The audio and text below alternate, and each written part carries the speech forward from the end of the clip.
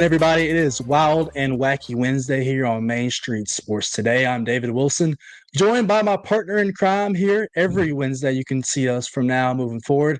Calvin White, good buddy of mine. Calvin, happy Wednesday. The last day of the work week for you here on Main Street Sports today for the rest of the week. I know you're happy about that. How's your week going so far? And how was your Tuesday show yesterday with Wade on Top 5 Tuesday? It's been going good so far.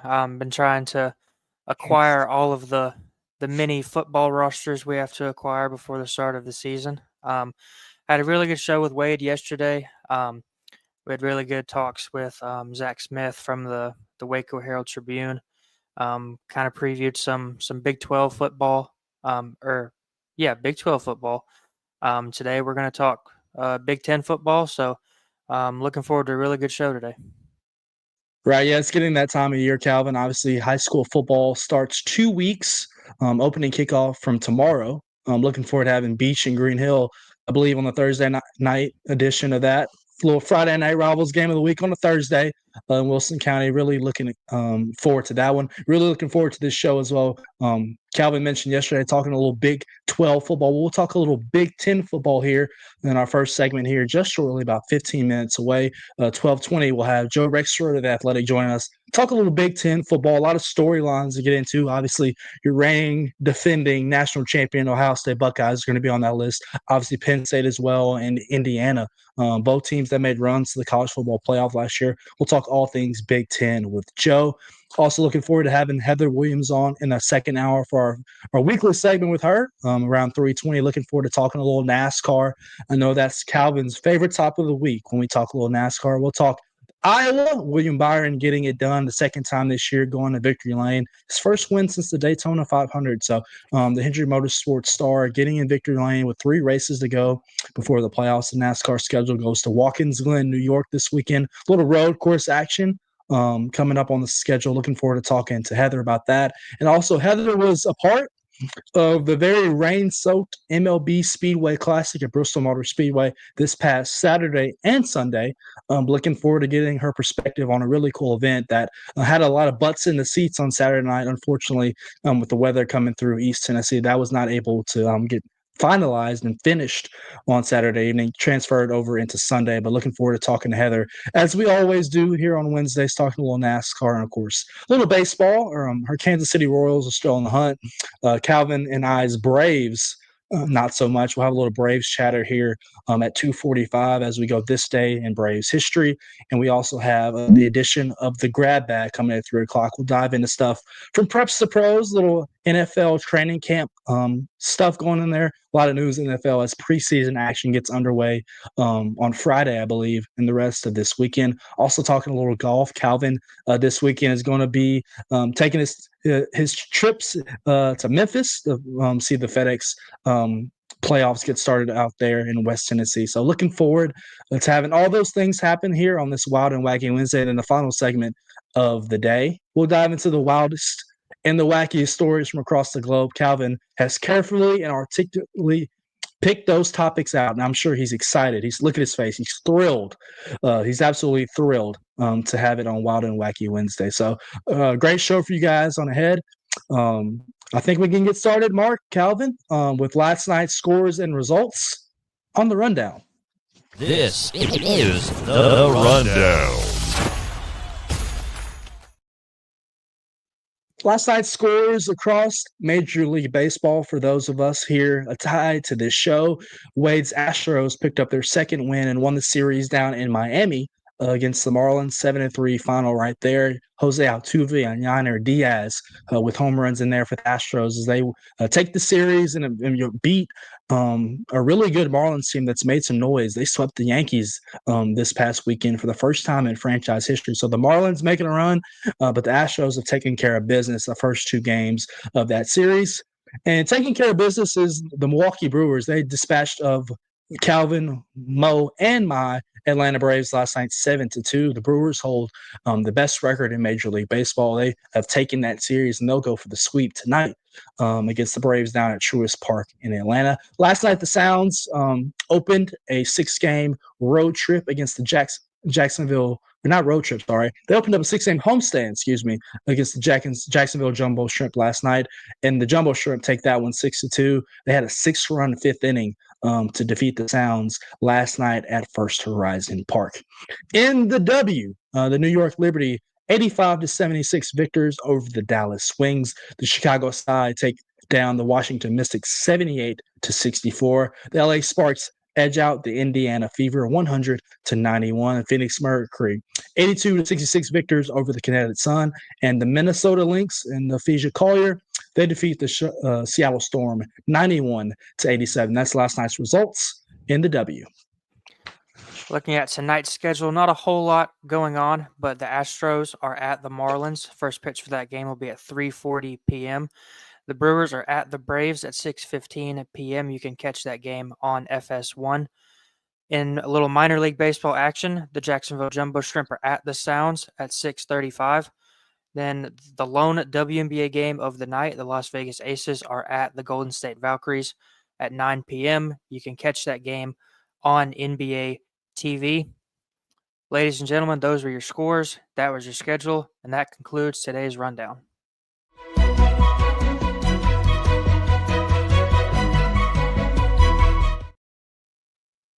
Real quickly, before we get into our top story, really excited about that Jumbo Shrimp and Sounds game tonight. It's winning Wednesday. Feel free to head down to the ballpark if the Sounds win tonight.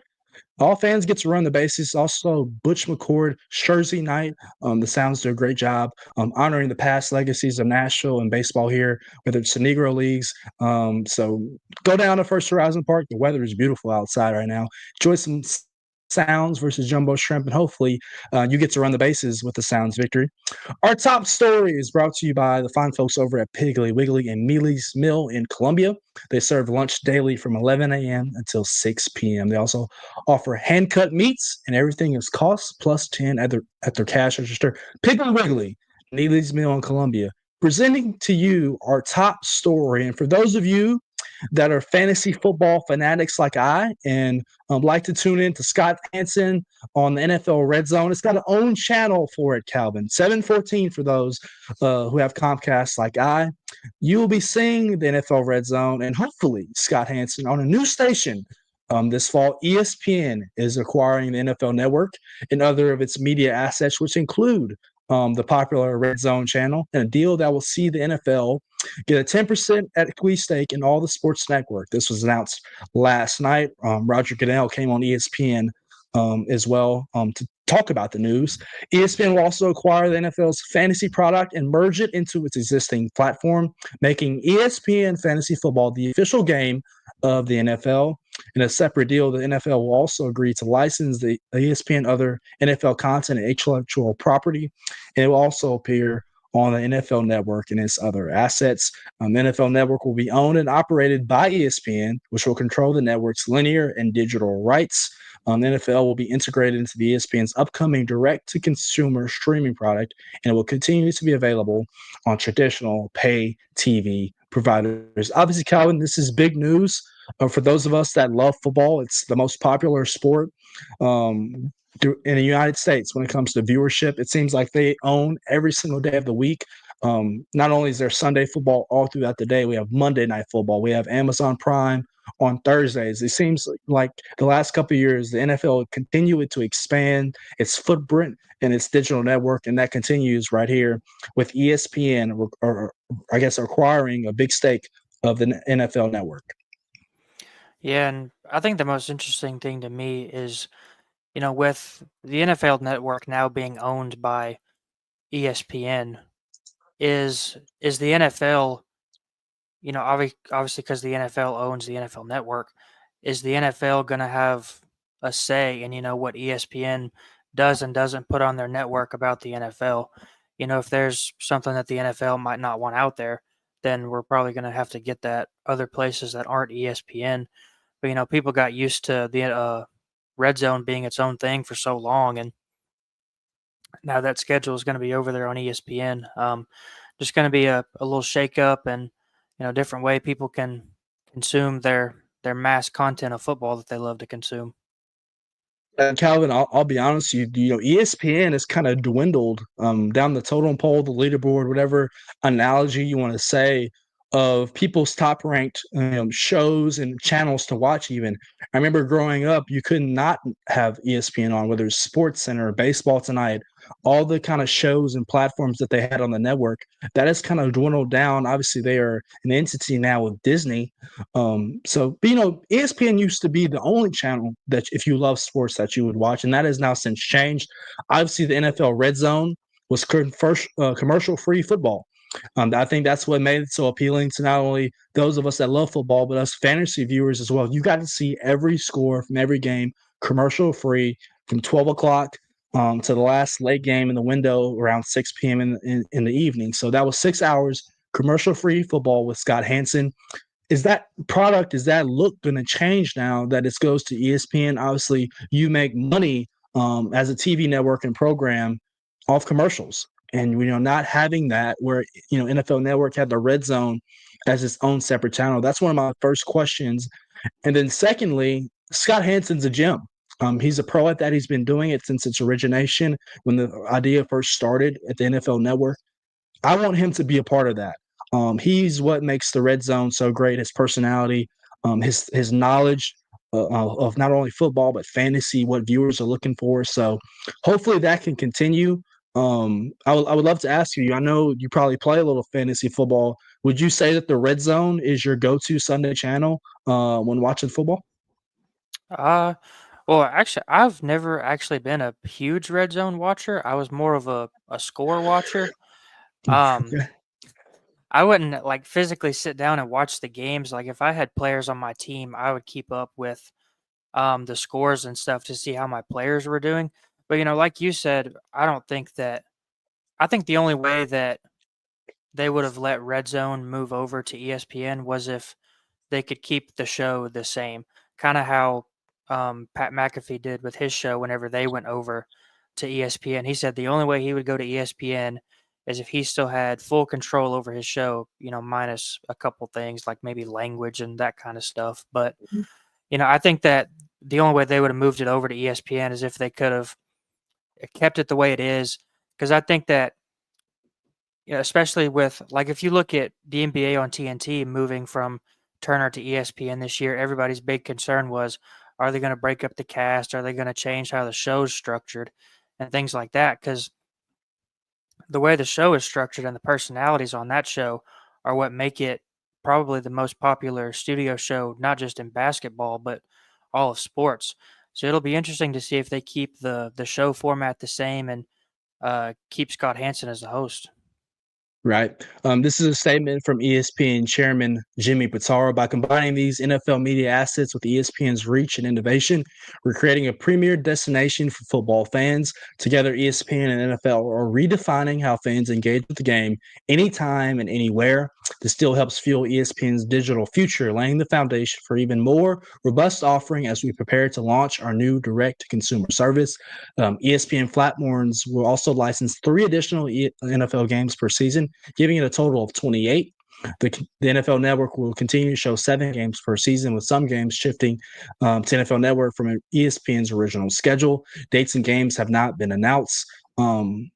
According to a joint statement, ESPN will own broad rights to Red Zone, including the trademark, and continue to distribute the channel to pay TV operators. The NFL will continue to own, operate, and produce the Red Zone channel and will keep the rights digitally distributed digitally. So that kind of answers my question right there. Is Scott Hanson going to be a part of it? It seems like that is yes. Finally, just wrapping this up really quickly. This is from the from the NFL office. Today's announcement paves the way for the world's leading sports brand and America's most popular sport to deliver an even more compelling experience for NFL fans in a way that only Disney and ESPN can provide. Commissioner Goodell and the NFL have been built outstanding media assets, and these transactions will add to the consumer choice, provide viewers with even great convenience and quality, and expand the breadth and value proposition of Disney's streaming ecosystem. So NFL merging together, I guess NFL Network rather, merging together with ESPN to kind of just take the ball and run with it, with NFL obviously the most popular sport here in North America. So looking forward to seeing how that operates, and us fantasy users diving into ESPN and NFL Red Zone with Scott Hanson. looking forward to a great show. We mentioned all the stuff that we got coming around the corner. In the next segment, we will be joined by Joe Rexrode at The Athletic, talking a little Big Ten football, as obviously media days are come and gone. It's time for fall camp, and that kicked off last week. We'll talk with Joe about all things in the Big Ten right after this here on Main Street Sports Today.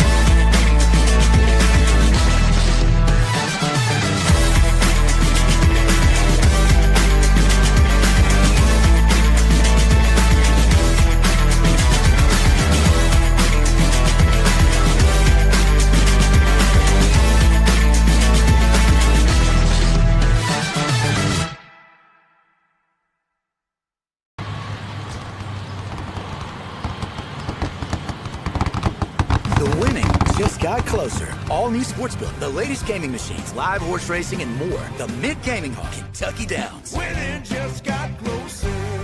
Deep in a forest at Nashville Zoo, new creatures here for you to view. Phantoms graced in black and white swing high in trees of dappled light. In rocky crags, tall and steep, small antelopes with nimble feet. A wise old man with beard of white, a sentry perched on stony height. Amidst it all, a hunter lies, with coat of gold and steely eyes. A new adventure just for you. Leopard Forest at Nashville Zoo. Open now. Busy bee, yeah, busy bee. If you need... Hold on, y'all, hold on. I need to make a call. Hey, this is Brianna with Busy Bee. I'm giving you a call to let you know your technician is on his way. 3-3. Oh, busy bee. Guys, not yet. Not yet. Busy bee, oh, Now busy ready, bee. guys. Call 775-7833.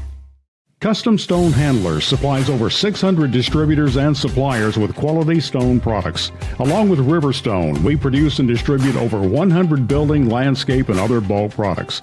Our goal is to provide quality products, service, and partnerships to ensure our customers' success.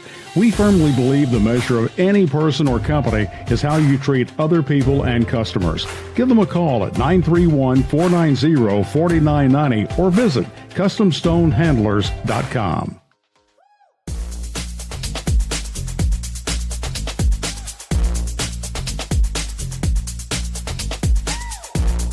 Welcome back in. It is Wild and Wacky Wednesday here on Main Street Sports. Today I'm David Wilson.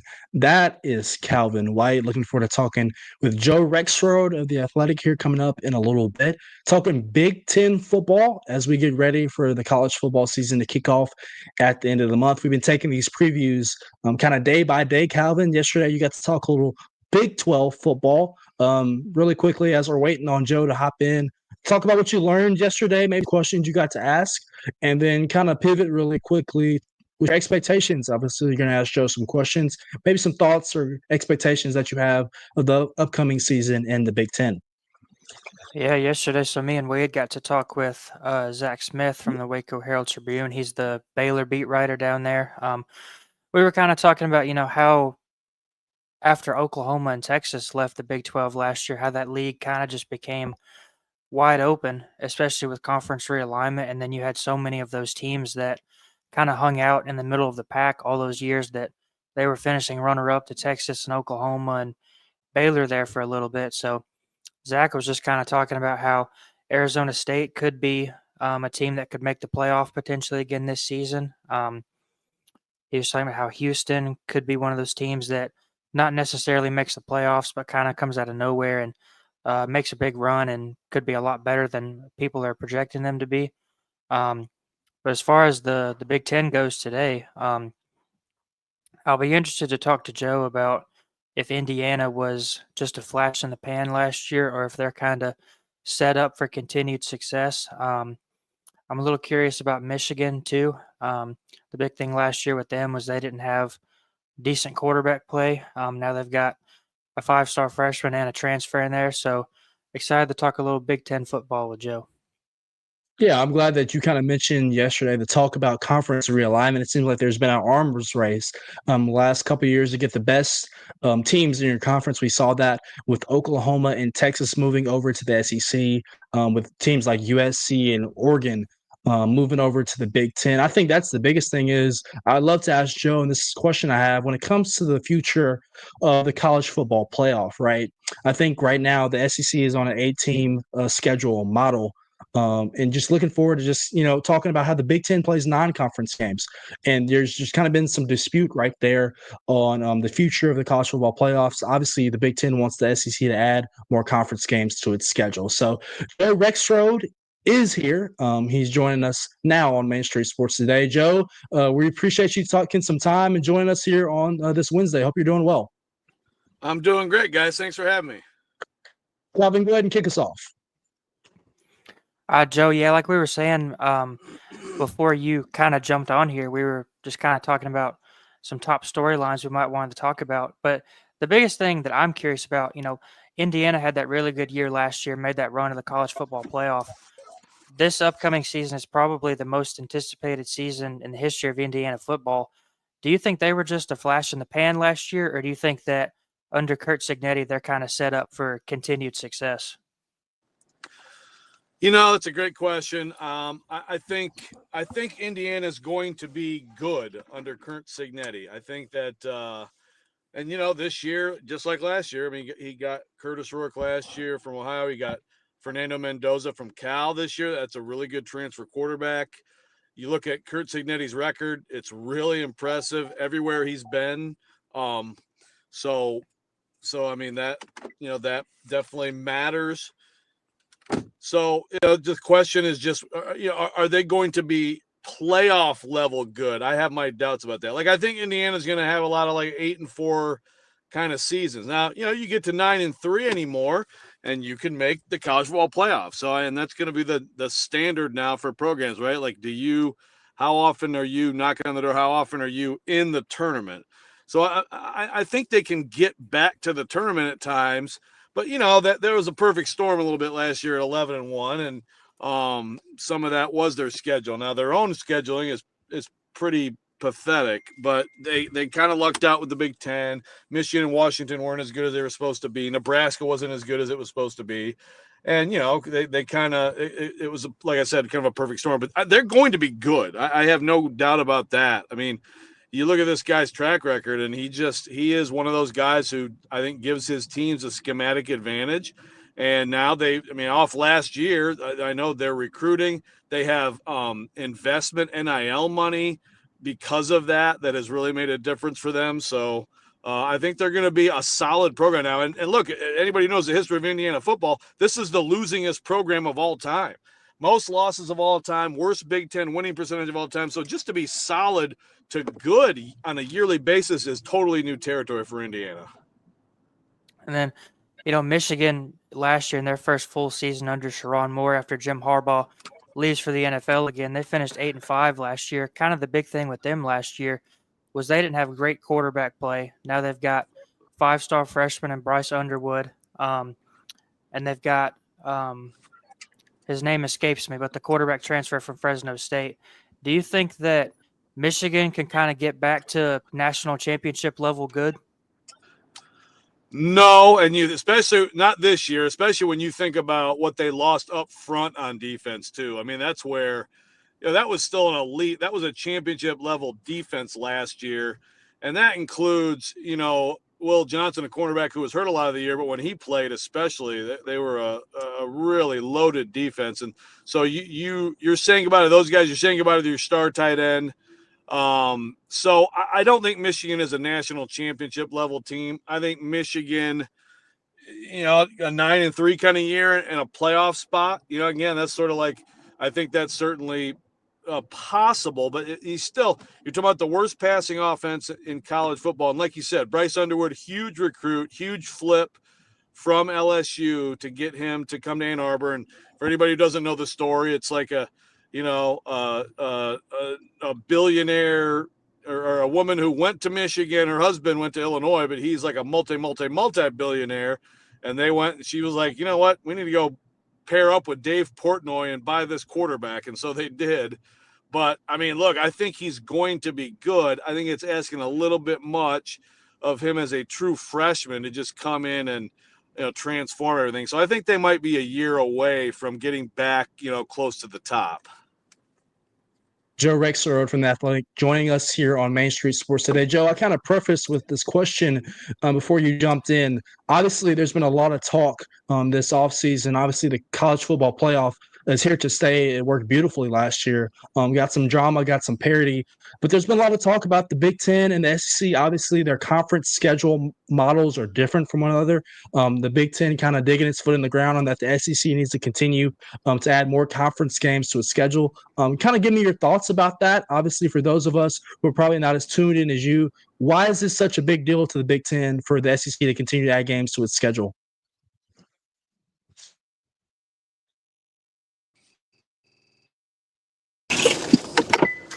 Oh, hello, guys. Sorry, I lost you there. You got me? You got it? You got us, Joe? Yeah, sorry. Sorry about that. Yeah. Let me see if I can. Yeah. So I got the gist of your question. I mean, first of all, the Big Ten plan for a playoff, the auto bid plan is absolutely idiotic. So, I think that's not going to happen because the SEC has opposed it. Again, for people who don't know, that's 4 auto bids for the SEC, 4 for the Big Ten, 2 for the ACC, 2 for the Big 12. It's a terrible idea. The play-in games that they want to do, I think it's frankly a joke. But I don't disagree with the Big Ten coaches and ADs who say that the SEC should play 9 conference games. They should.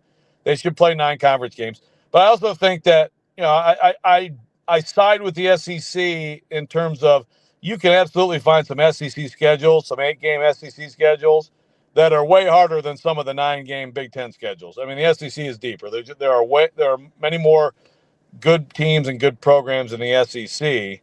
So I think it's really, you still have to look deeper when you're comparing these schedules. And to me, you need to play 10 Power 4 games. So if the SEC stays at 8, okay, but then you guys should play 2 Power 4 teams, and then everybody plays 10. But again, even with that, what level of Power 4 team are we talking about? And then again, that's where a committee comes in. People complain about the committee. I complain about the committee every week, but I would rather have human beings going through all that data, emphasizing strength of schedule, talking it through, and I personally am glad that the human beings 2 years ago said, look, Florida State's record means they should be in. The computers would put them in, but we're not putting them in because they lost their quarterback and they're not nearly the same team. I mean, I know a lot of people didn't like that. I did. I didn't want Florida State in the playoff. They would have lost by 25 points. So the Big Ten is making the big deal out of we need to get rid of the committee. I mean, look, we've had the committee in basketball forever. And again, we complain about them for sure, but it's worked pretty well. And I think we need to just have 5 conference champs, 11 automatic bids once they go to 16. But like you said, the 12 worked well. Why can't we just keep going with the 12? Yeah, Joe, really quickly before we get into the defending national champion Ohio State Buckeyes, I want to ask about a program and even a head coach who's always seems like he's under the microscope this time of year. James Franklin at Penn State. Obviously, the Nittany Lions advanced to the college football semifinals last year, lose to Notre Dame in the Orange Bowl, get there after defeating SMU and Boise State along the playoff. This is a team that was picked by the media to be the favorite to win the Big Ten this year. Obviously, they returned quarterback Drew Aller. Give me your thoughts on Pitt State. Obviously, James Franklin has struggled at times to win in the big game at Penn State. Give me your thought process on them, this team, what they're probably capable of, with Drew Aller probably being one of the top quarterbacks selected in the draft next year. But what's the ceiling for this Penn State team, and is that kind of wick under James Franklin's Bunsen burner turned up this year with the talent and expectations that come? Yeah, look, I think the ceiling is the national championship. I think Penn State's the best team in the coaches poll, and we've got a 1-2 game by the coaches poll between Texas and Ohio State. But I don't see how. I understand Ohio State usually beats Penn State, but like this going into this year, on paper, Penn State's better. Like you said, they have Drew Aller. He could be the top QB taken. He's, I think, certainly going to be a first-round pick. He also hasn't completely put things together, but I have no idea what Julian's saying of Ohio State is going to be. I know he was a big recruit. Plenty of big recruits start playing, college football games, and then we think something completely different of them, or it takes them time. I mean, think about Cade Klubnik early in his career versus what he looks like now. Think about Drew Aller. Drew Aller 2 years ago. I mean, Michigan went in there and beat them and knew that Penn State couldn't beat them with the pass with Drew Aller at quarterback. So the known commodity of his improvement, and then everything else they have on their team. I think they're the best team in the Big Ten. I think they're on the short list of title contenders. And look, all the criticism about Franklin is fair. I do think a lot of that is just it's simply you just can't beat Ohio State. I mean, he had the one huge win over them in like 16 or 17. And Ohio State is, when it comes down to it, over the past half century, they're the most recession-proof program. They're the most consistently excellent program. They don't have the most championships, but they're always at the very top of the sport in terms of talent level and usually in terms of coaching. So I think that Ohio State has just skewed that big game record of Franklin's by a lot. I know it's not the only team or not the only big games that he's lost, but if I think that has definitely dramatized the numbers a little bit. But it's fair. Franklin has got a lot to prove this year, but I think he's got the team to prove it. And the fact that they got in last year, had some success in the playoff, I do think that should help a little bit. You expand the playoff and you give teams more opportunities. That's how Ryan Day, who everyone who loves Ohio State wanted fired Thanksgiving weekend last year, ends up winning a national championship, and now people are like, okay, I guess you're all right. Yeah, you mentioned Ohio State and Ryan Day. You took the words right out of my mouth. He entered the college football playoff when they hosted Tennessee with a stadium packed full of orange, potentially on his way out with the loss. Ohio State marches on to Atlanta and wins the national championship. Obviously, there's a lot of draft picks on last year's roster. They're going to lose their quarterback and Will Howard. You mentioned Julian Sayin, inheriting one of the best weapons in the country at wide receiver in Jeremiah Smith. Talk to me about, obviously, the expectations when you're in Scarlet and Gray is to compete for national championships. But with that offense and the new quarterback coming in with not a lot of experience, talk to me about your preview and outlook on the Buckeyes this fall. With they opened up with Texas, so right out of the gate, they're going to be challenged by some athletes across from them that can compete with them step for step. Exactly. Yeah, and look, the expectation every year is a national championship for them, and you've got Caleb Downs too, but you lost so much in the trenches on both sides of the ball. Plus, you look at what they did running the ball, what they had. Like you said, Jeremiah Smith. I mean, Jeremiah Smith could be the number one pick.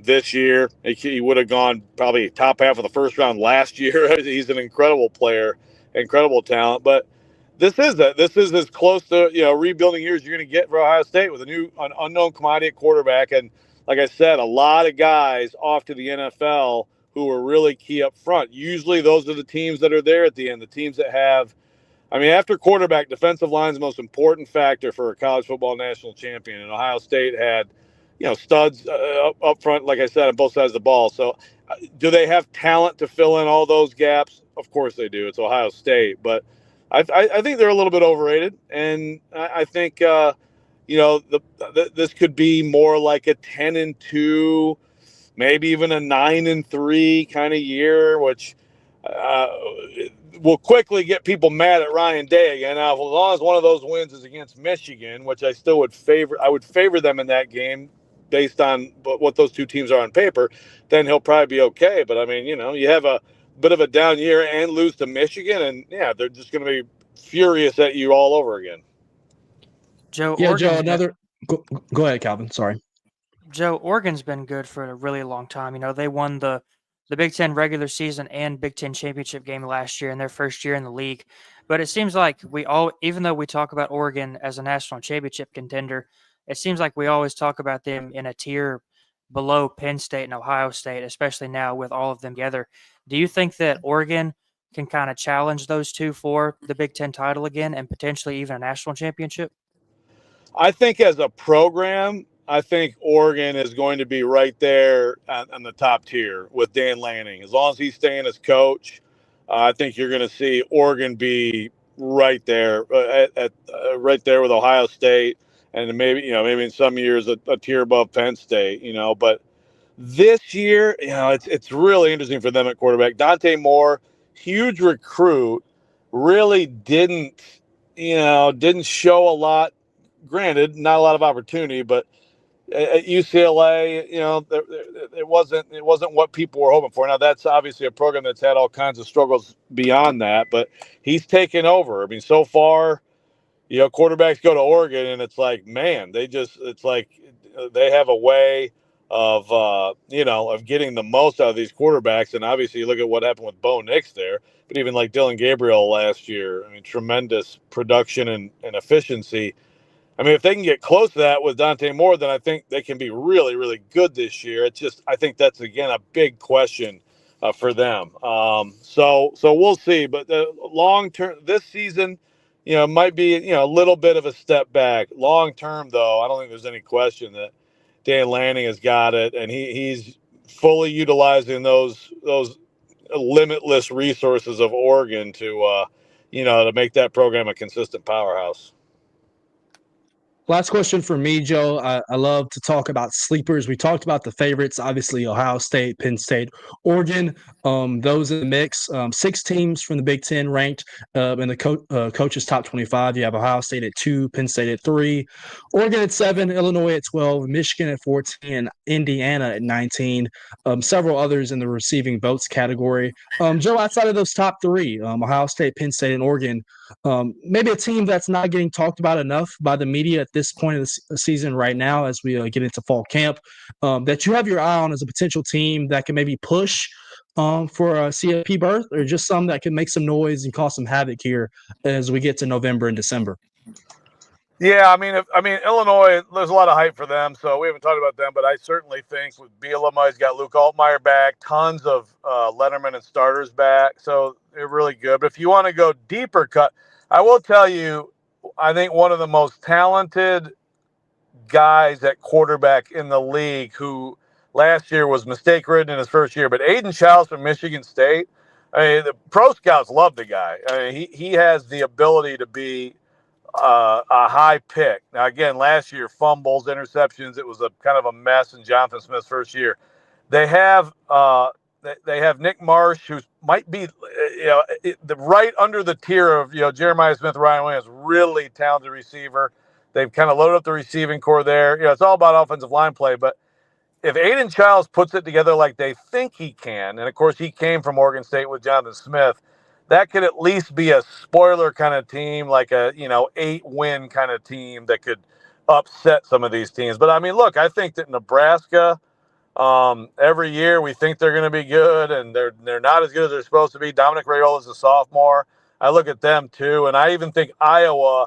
I think we're going to see some more passing success from them, and they're going to keep trying to distance themselves from that era under Kirk Ferentz where it was just unwatchable football.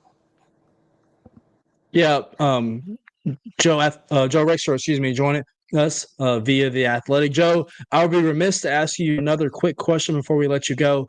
We haven't talked about USC, obviously, and head coach Lincoln Riley. He makes the move over several years ago from Oklahoma, and you're thinking USC, they're back, and they're going to make a run potentially to college football playoff and national championship, and it just hasn't been that to this point. How do you assess Lincoln Riley and the Trojans heading into this year really quickly?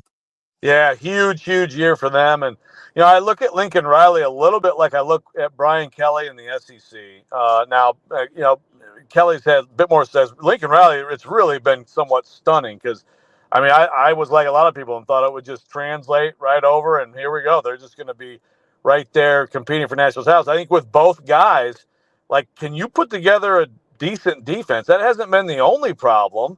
But, like, I look at LSU this year. I think with Garrett Nussmeier, I think they're going to be fantastic. But can they stop anyone? And I look at USC. Can they figure out a way to get some stops? Because, I think that they've got the ingredients to be good on offense. So I think that's the whole story. But, yeah, like 8-4 or whatever, that's just not cutting it at USC. So I think he is one of the coaches really under the microscope in all of college football this year. Joe, you mentioned it a second ago, but you talked about how we always think Nebraska is going to be a lot better than they end up being throughout the season. Just why do you think that is? Why do you think that, not even since the heyday in the 90s, but, just recently, why do you think that Nebraska hasn't been able to kind of build some consistency and put together some decent seasons? Well, I mean, some of the Nebraska fall off is just the reality of recruiting now. Although it's now different with NIL and everything, but they really suffered in the era of when we got into unofficials and early recruiting and early commitments. They just they can't have those big events like Ohio State and Alabama or whoever has. There's no talent around them, So like some of the recruiting calendar stuff was just a reality for them. And for those of us of a certain age, we remember when that was the dominant program. But I also think, you look at like the Scott Frost era, it's amazing how poorly they did in close games, right? Like they've just had this unbelievable run of losing these toss-up games. And so I do think that, and, again, it's kind of like last year, you see some talent, but you still are also talking about a freshman quarterback, right? So I think there's a lot of things to that. I do think Matt Rule is good enough to at least get them to respectability and be solid again. And then we'll see if they can take a step after that. If he doesn't, then I start to wonder if they'll ever get there and there's some kind of curse on the place. Joe Rexrode for The Athletic. You can follow him on X at Joe Rexrode. Also see his work on The Athletic's X page as well at The Athletic. Joe, we appreciate you taking some time here on your Wednesday and joining us here on Main Street Sports Today. I hope you have a good rest of the week, man. Okay, guys. Thanks for having me. Good talking to you. Appreciate it. Thanks, All Joe. right, that is Joe Rexrode from The Athletic. Talking a little Big Ten football as we get ready to kick off the college football season here just a few weeks away. It's that time of the year, Calvin, so I'm looking forward to that. A lot of great stuff right there.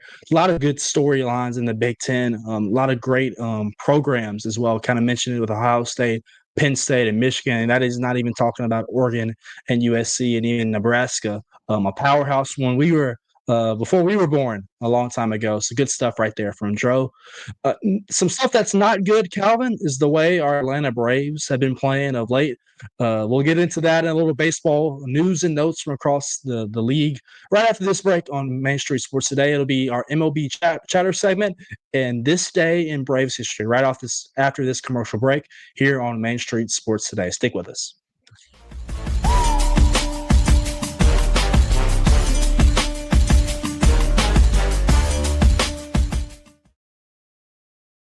They walk among us, but at 240 miles per hour, they become something more. They're thrill seekers, risk takers, and maybe just a little bit unhinged.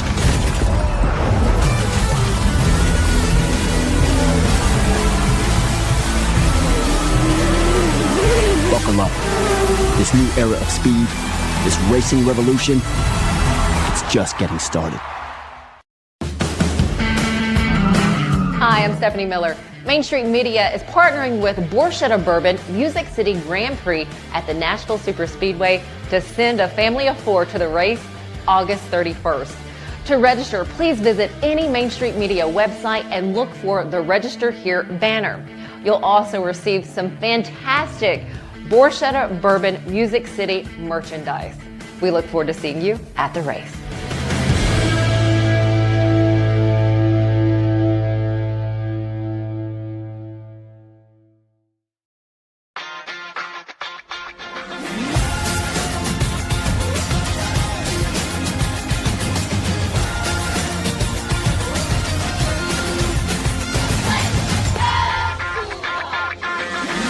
Zion Christian Academy at zioneagles.org or 931-388-7531. You can schedule your appointment to visit their beautiful campus. Again, zioneagles.org or 931-7531 to schedule your visit today.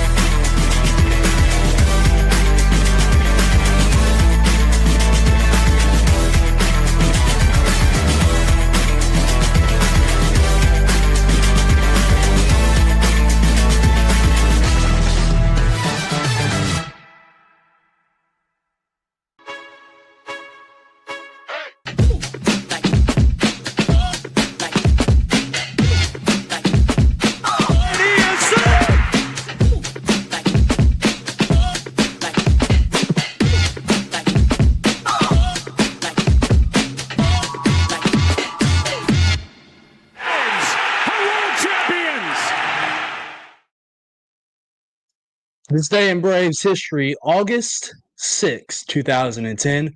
Tom Glavine becomes the seventh player overall and fourth pitcher in Braves history to have his number retired. The ceremony took place prior to the Braves versus Giants at Turner Field.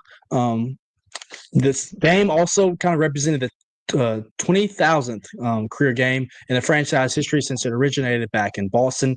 Glavine was also inducted, obviously, into the MLB Hall of Fame after winning 2 Cy Youngs and being elected to 10 All-Star games. That is today's note in Braves history. Obviously, I think I just have a fascination with Tom Glavine. The last time we did this last week, it was also Tom Glavine note on this day in Braves history. So hopefully I'll diversify the portfolio a little bit next week. Obviously, Tom Glavine, one of the all-time greats, not only for Braves history, but MLB's history as well, helped lead them to that 1995 World Series Game 6 win over then the Cleveland Indians. And, you know, Calvin, there's been a lot of trouble this year with the Braves. Kind of saw a stat today that they're on pace for 98 losses. And just how far rather the mighty have fallen. This was a team that 2 years ago had over 100 wins, tied the MLB record for most home runs in a season. Even last year, you thought with everything that could go wrong, they still made the playoffs. And you're thinking, man, you know, all the obstacles and hurdles they overcame, they still made the playoffs. Maybe we can be back. And just seems like this year, it's really took a turn for the worst. Yeah, I saw a stat this morning. I think it said they have to win, 16 of their last 51 games to avoid losing 100 for the first time in franchise history. And, you know, at least like when we were younger, the Braves weren't necessarily good, but they weren't awful either. And, you know, we kind of got spoiled by the last 7 or 8 years. You know, last year broke the streak when they had won the division. I believe it was 7 years in a row. So we've kind of gotten spoiled over the last almost decade. And, you know, they had some really good players come through there. Freddie Freeman for a long time, Ronald Acuna Jr. right now. Austin Riley, you know, up until the last 2 years looked like he was going to be shaping up to be the Braves third baseman for the next decade. Matt Olson's locked up for a very long time. I just don't know what happened. You know, it was basically the same core 2 years ago when they had that really good season. Won over 100 games. But, you know, right now it seems like everybody's in a slump at one time. And everybody's getting hurt. Austin Riley's on the injured list now. So hopefully, you know, for the rest of the year, they can keep everybody healthy and then just kind of regroup for next year. You were close on your stat. The Braves are just 2 100-loss seasons since moving to Atlanta in 1966. They lost 101 games in 1977, and their last 100-loss season came all the way back in 1988. They lost 106 games in that season. That's only 2 times that the franchise has lost over 100 games since 1935. So losing is really not a thing with the Braves. You know, all the success that they've had in the 90s. Nicknamed the team of the 90s, and this just the past 7 years look like the Braves were going to go on that 90s type run where there could be multiple World Series on this window, and it just seems like the wheels have fallen off the proverbial bus here in 2025. So last night, another loss for the Atlanta Braves. They lose the series and a look to avoid the sweep tonight against the Milwaukee Brewers, who suddenly have the best record in Major League Baseball. Last night, the Brew Crew were 7-2 victors over the Bravos last night at Truist Park. Freddie Peralta, 5 innings pitched there, 4 hits, 1 earned run, 7 Ks. He outdueled Joey Wentz, who went 5 1/3, gave up 5 hits, 5 earned runs, and 3 strikeouts. The big thing for the Braves this year, Calvin, is their lack of opportunity with runners in scoring position. Last night, they left 14 runners on base, left the bases loaded twice. Just their inability to not get the big hit is really what's plagued this Braves offense. I believe they lost over 20 games this year by a single run. So how their record could be flipped if they could just get some offensive production and come through in those spots when it matters most. They'll take the series finale tonight. Jose Quintana, the lefty veteran, taking the mound for the Brewers tonight. He'll oppose Spencer Strider, who has a 5-8 record with a 3.71 ERA. I mentioned the Brew Crew, and they're very close to home here in Nashville. And you can say, well, why is that the case? They're their AAA affiliate is the Nashville Sounds down here at Hit City at First Horizon Park. And I mentioned that they have the best record in Major League Baseball by 3 games right now over the Toronto Blue Jays. And it is because of their young core. A lot of former Sounds who've even been with the Sounds this year have made their way to the big leagues and are producing. Obviously, if you're looking online with us, the big cog here is Jacob Mizorowski, who's on the injury list right now, pitched in the All-Star game, throws 100 miles per hour fastball, a 96 miles per hour cutter / slider. Been phenomenal thus far for the Brewers. Also have Caleb Durbin, former Sound, Logan Henderson, who's taken the Miz's spot in Milwaukee. Also Chad Patrick, Isaac Collins, all former Sounds. Even Andrew Vaughn now, who been getting constantly big hit after big hit for the Brew Crew. All these guys came through here, Nashville and Hit City. So if you're even looking more of a reason why to go watch the Sounds play, besides the beautiful backdrop of First Horizon Park in downtown Nashville, it's because the Sounds are getting guys to the big leagues, and there are still guys, even in their organization right now, that are on the cusp of Milwaukee. So a great note right there for the Brewers, who find themselves with the best record in baseball, Calvin, a team that really didn't spend a lot at the deadline, but is going to rely on its young core to try to get them to back to the NLCS. Yeah, and it's always weird with the Brewers because they're really good. It seems like every single year they just never have the playoff success. It seems like almost every year they don't even make a run at it. Outside of last year, made that run to the NLCS, but it seems like outside of that year they're always losing in the wild card if they have to play in the wild card, losing the divisional or things like that. But it looks like the Brewers are really set up this year to kind of make a run at the World Series and potentially make a run at a championship with this young core. Yeah, they're a nightmare to play against. Obviously, their pitching is very elite, and they don't have the most thunderous lineup per se, but they're very athletic. They run the bases like banshees, and so the Brewers' best record in Major League Baseball as we enter, I guess, the dog days of summer here in August. So a lot of good things from the Brew Crew right there. Wade's Astros, 7-3 victors last night over the Miami Marlins. I mentioned the Marlins. One of the hottest teams in baseball over this last recent stretch. They swept the New York Yankees, who've been slumping. We'll get to them in a little bit this past weekend, and have kind of inched their way towards the 500 mark. The Astros have taken the first 2 games of that series. I mentioned in the rundown last night, Jose Altuve and Yainer Diaz with home runs in that one. The Stros will go for the sweep and the proverbial fish fry. That game is going to be in progress here in the next hour.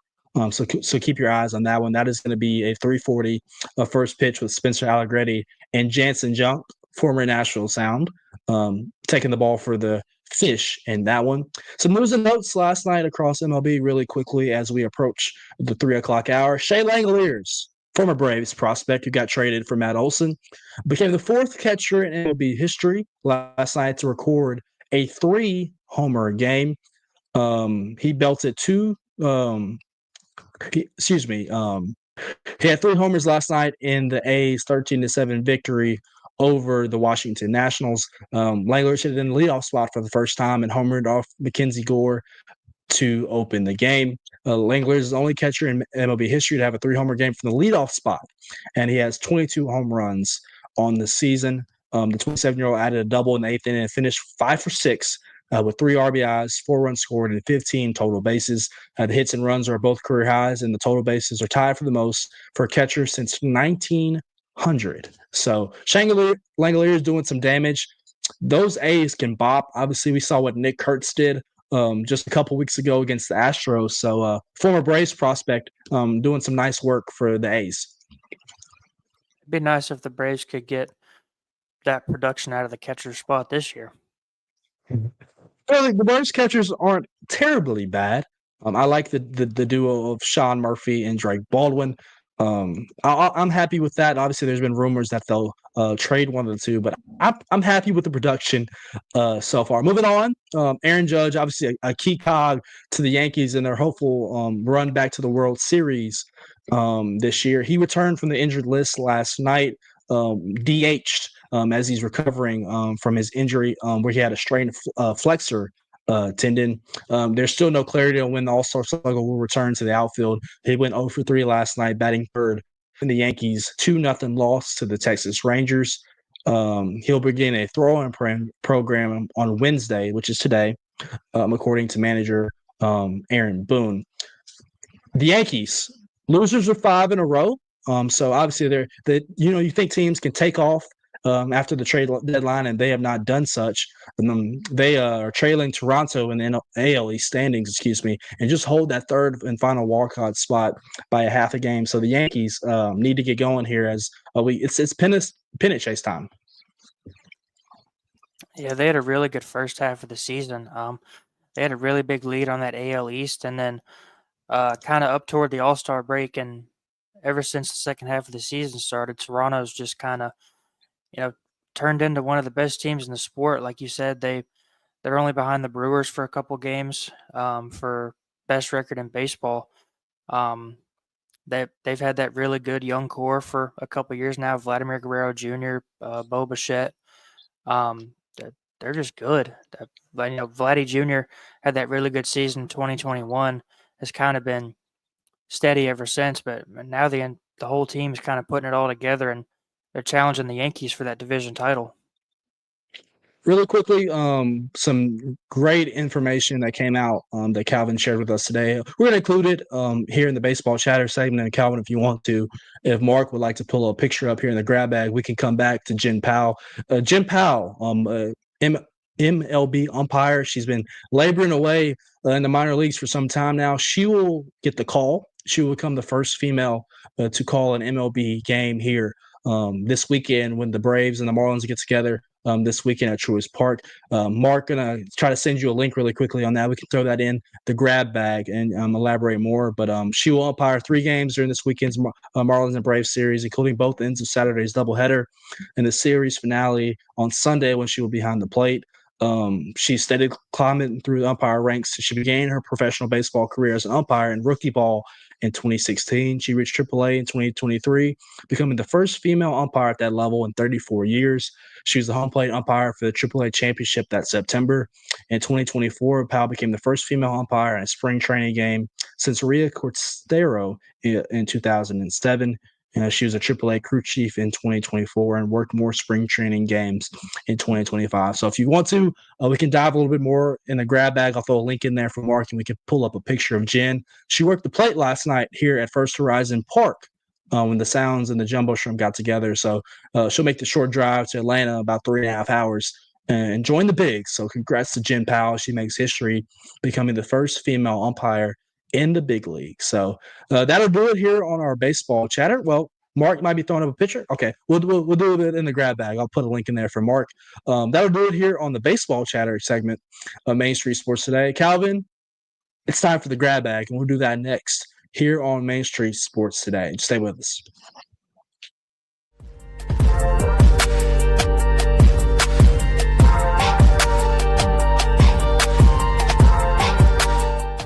Jones & Lang Sporting Goods here in Columbia has been outfitting teams, officials, and anybody else from T-ball to college for 50-plus years. Be sure and check them out at 931-388-8060 or online at jonesandlang.com. Jones & Lang Sporting Goods, the look of a winner. Zion Christian Academy at zioneagles.org or 931-388-7531. You can schedule your appointment to visit their beautiful campus. Again, zioneagles.org or 931-7531 to schedule your visit today.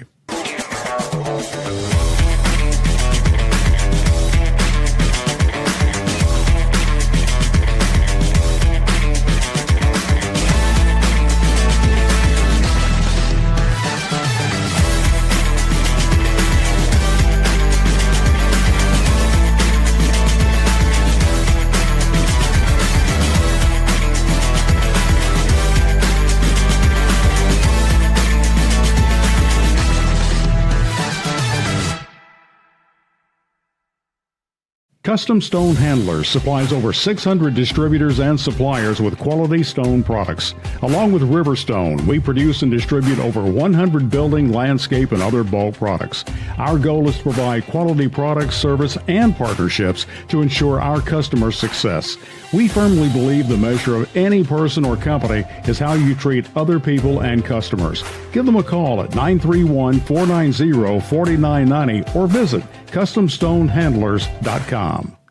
Piggly Wiggly, located in Neely's Mill Shopping Center, is Columbia's locally owned and operated Cost Plus 10 grocery store dedicated to serving the community with low prices and smiling faces. Piggly Wiggly offers fresh, hand-cut meats daily as well as daily hot plate lunches from their deli counter. You're certain to see smiling faces and a helping hand when you're here at Piggly Wiggly. Come by and check out our fresh produce, high-quality meats, and more. Down home, down the street, we'll see you at the Pig.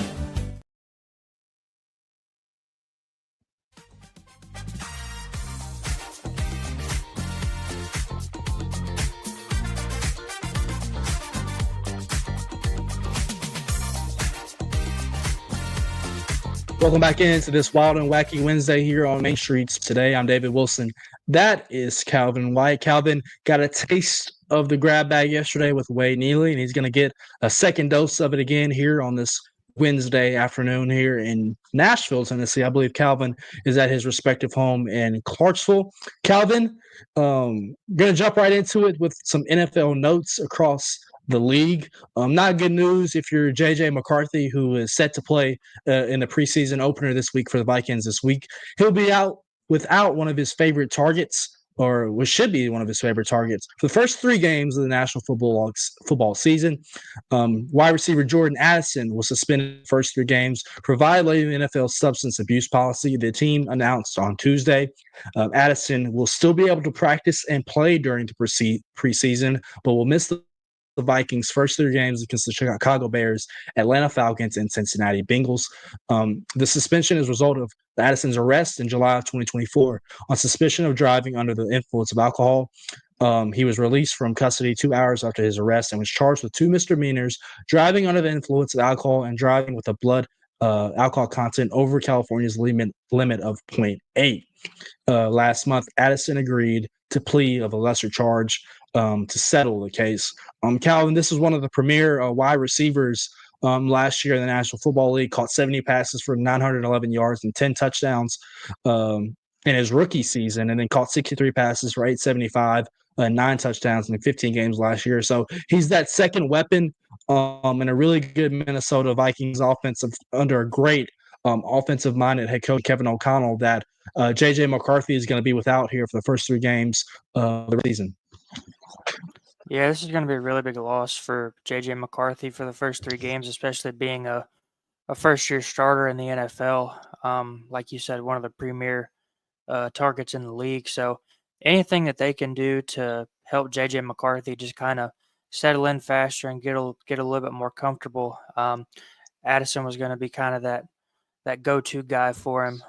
So it might be a rough start for J.J. McCarthy and the Vikings until they get Jordan Addison back in Week 4. Yeah, you mentioned that Minnesota. Kevin O'Connell does a great job incorporating his offense and getting guys the football. So I'm sure he has a game plan, obviously scripted up for J.J. McCarthy. These snaps in the preseason are obviously so critical for him. He didn't play football last year, obviously got hurt in the preseason, which made way and led an opportunity for Sam Darnold to have the year that he had and eventually sign a contract, a monster one at that, with the Seattle Seahawks. So hopefully that JJ get his kind of legs under him this preseason and get going, but he will be without what should be one of his favorite targets in Jordan Addison. The Browns, Calvin, have played musical chairs with their quarterback situation all year long ever since the NFL draft. They took Dylan Gabriel and Shedeur Sanders in the draft to go along with Kenny Pickett and welcoming back the old Wiley veteran Joe Flacco. Just last week, they signed Tyler Huntley to be their 5th quarterback on the roster. But Shedeur Sanders is going to be the guy to start the preseason for the Brownies, as Joe Flacco, Dylan Gabriel, and Kenny Pickett will all sit this week. He will start the Browns opener on Friday against the Carolina Panthers. Kevin Stefanski made that announcement this morning, confirming it. Obviously, Kenny Pickett and Dylan Gabriel are both dealing with hamstring injuries. And currently, veteran Joe Flacco holds the number one QB spot on the initial depth chart and won't receive any playing time this week. Shedeur Sanders was listed as the number 4 quarterback in the depth chart earlier this week. So this is a valuable opportunity for him, Calvin, to try to creep up the board on what's now become, and obviously has been for a while, a really loaded, I guess maybe not loaded is the right word, crowded Browns quarterback room that also now includes Snoop Huntley, who also sees some time this Friday night when the Browns open up the preseason. Yeah, I would assume Joe Flacco is going to be their week 1 starter. But, Joe Flacco, Kenny Pickett, and Dylan Gabriel are all set to sit out Friday's preseason game. So this could be an opportunity for Shedeur Sanders and Tyler Huntley to kind of show their progression throughout the offseason, throughout camp and stuff like that. And like you said, kind of creep their way up the depth chart. And, maybe one of them, could eventually become the backup quarterback, or eventually, if Joe Flacco goes down, could be the starting quarterback. Yeah, from everything that I've heard coming out of Ohio, Calvin, is that Shedeur Sanders, statistically, when it comes to charting the things that the media can see, has looked really good. Has yet to throw an interception in practice, has looked part. He has been dealing with a shoulder injury that's kept him out of a couple practices here lately, but glad to see that he's at least healthy and willing to suit up for the Browns here on Friday night. Obviously, I think the talent is there. The football acumen and knowledge is there. Obviously, you have to gain something by being the son of primetime Deion Sanders. So I think a lot of people are going to be excited to see Shedeur at least get the opportunity to show what he can do. This is a Browns franchise that is desperate, in capital desperate, for a franchise quarterback. They've dragged Joe Flacco off the street here, who is very old, to say the least. So they need to find their franchise quarterback. And one of these guys most likely is going to get cut. And that's something to keep an eye on, obviously, for the Titans with the news that Will Levis is out for the season with the shoulder injury. I know the Titans say they're happy with their backup options, but if an option of Kenny Pickett, potential Dylan Gabriel, or Shedeur Sanders maybe comes available, at least if they're the Titans, to look for an insurance policy behind Cam Ward, you think about that idea. I guess a feel-good story as we continue on in the grab back here in the NFL. Keenan Allen is going home. The former Chargers wide receiver is returning to Los Angeles on a 1-year, $8.52 million deal, according to NFL Network insiders Ian Rappaport and Tom Pelissero. The 2013 third-round choice of the Chargers spent 11 seasons with the club and earned 6 Pro Bowls for departing for the Chicago Bears last season. Through that decade plus with the franchise, Allen produced 904 receptions, 10,530 yards, and 59 touchdowns. He gets to go back home and play for Justin Herbert and Jim Harbaugh, and a really good Chargers wide receiver room that now has Ladd McConkey. So I don't know if Allen is going to get the most targets on the team, but the Chargers cash in and bring back one of their franchise legends back home. Yeah, he's a 6-time Pro Bowler. He's the 2017 AP and Pro Football Writers Association Comeback Player of the Year. He's the 2013 Pro Football Writers Association Offensive Rookie of the Year. Had a really good career with the Chargers. They could just never find the postseason success. They're kind of like the Brewers in a little sense in baseball. It seems like they're good just about every year, especially now with Justin Herbert. But those years that they had Phillip Rivers and Antonio Gates and a young Mike Williams and a prime Keenan Allen, they were contenders in the AFC, but could just never get past the Giants, like the Patriots and just those really good teams over in the AFC. So Keenan Allen going back home just kind of gives another target for Justin Herbert. He's obviously not going to get the most targets, like you said, out of that receiving group, but it's kind of cool to see that one of the best players in their franchise history is going to kind of close out the back half of his career with the team that he started it with. Yeah, and it's a big pickup for the Chargers. So you mentioned Mike Williams kind of abruptly retired this offseason. So it just gives, I guess, more room in that wide receiver room and some more experience in there to lead not only those young guys. I mean, Ladd McConkey is going to be a second-year pro. The kind of experience that Keenan Allen can present to a room like that. I guess one of my favorite fantasy pickups is Keenan Allen, just his knack for getting catches and receptions and yards.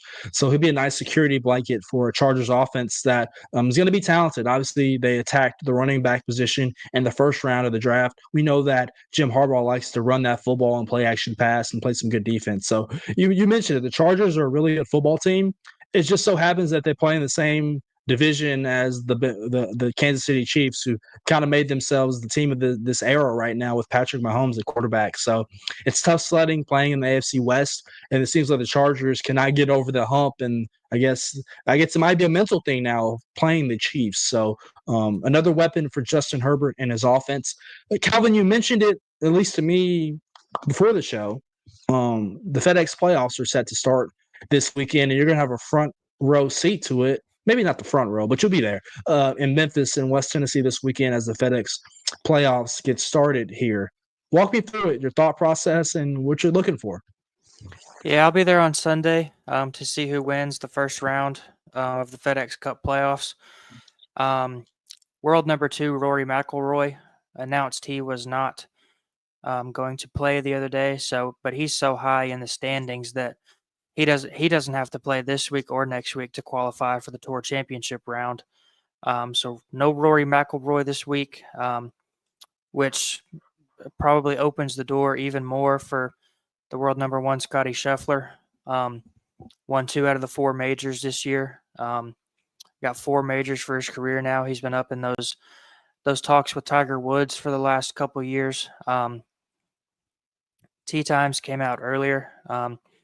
So the top 70 players will play in this tournament, and then after these 4 rounds that are over on Sunday, they'll cut the field to 50 players, and then they'll move on to the next event, and then the week after that we'll conclude the Tour Championship. If Scotty Scheffler wins the Tour Championship this year, he'll have gone back to back. 2 FedEx Cup championships, I believe, is tied for the most ever.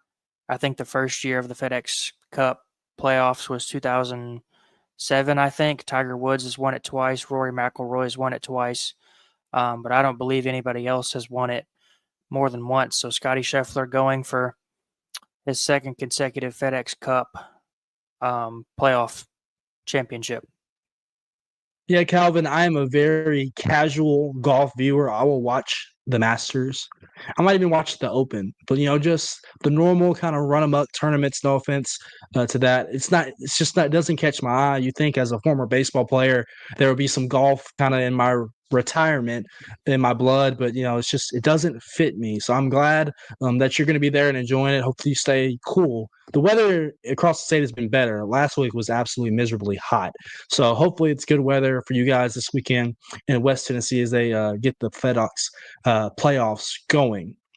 To the NBA, my San Antonio Spurs have reached an agreement with Stars point guard De'Aaron Fox on a 4-year, $228 million maximum extension. This was reported just a few days ago to ESPN's Sharm Sharania. The max deal has no player option in the final year. It secures Fox's tenure in San Antonio through the 2029-2030 season. Obviously, the Spurs acquired Fox, the former Sacramento King, in a trade at the NBA trade deadline last year.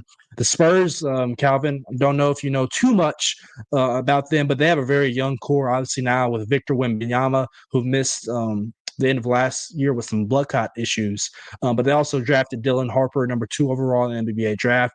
They've had the last 2 Rookie of the Years, obviously with Wemby, and last year with Stephon Castle.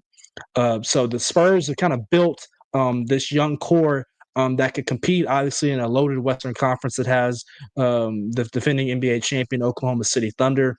They also signed Luke Kornet this offseason from the Boston Celtics to kind of add some rim protection and some three-point shooting to that team, along with Wemby. So De'Aaron Fox one of the premier players in this league. Just looking at his stats really quickly, Calvin, he's one of two players to average over 20 points, 5 assists, and 1 steal in each of the past 6 seasons.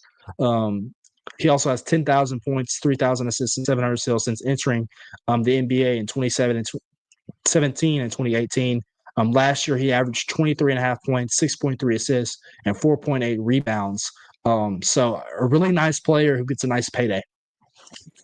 Yeah, and the Spurs have kind of been looking for that kind of rejuvenance since, Tim Duncan and Manu Ginobili and Tony Parker and all those guys left, and Kawhi Leonard kind of later in those early 2010s years when they were kind of going back and forth, winning championships with LeBron and D Wade and Chris Bosh down in Miami. But the last couple of years they've kind of been sitting there around the bottom of the Western Conference. They've kind of relinquished the hold they had on that conference for the last 20 years before the last 3 or 4. They've kind of given way to teams like the Thunder and the Timberwolves and the Clippers, teams like that. So the Spurs are just kind of looking to get some of that momentum back, kind of find their way up to maybe the middle or the top of the Western Conference where they were so used to being for so long under Greg Popovich. Yeah, it's an absolutely arms race in the Western Conference. You mentioned there's a lot of young talent in the Western Conference, but obviously with the Oklahoma City Thunder at the top of the list. Calvin, we kind of mentioned it and got into it with Joe Rexrode of The Athletic. Not the NFL, excuse me, not the National Football either. Sorry. The college football top 25 poll has been released by the coaches. Just looking at that, as Mark pulls up the graphic, obviously we mentioned there's 6 teams in the Big Ten in the top 25, but there are 9 teams from the SEC that are listed. They have obviously 4 teams ranked inside the top 9 with Texas number 1, Georgia at number 4, Alabama at number 8, and LSU at number 9. They also have South Carolina at 13, Ole Miss at 15, Florida at 17, Tennessee at 18, and Texas A&M at 21, all listed within the top 25.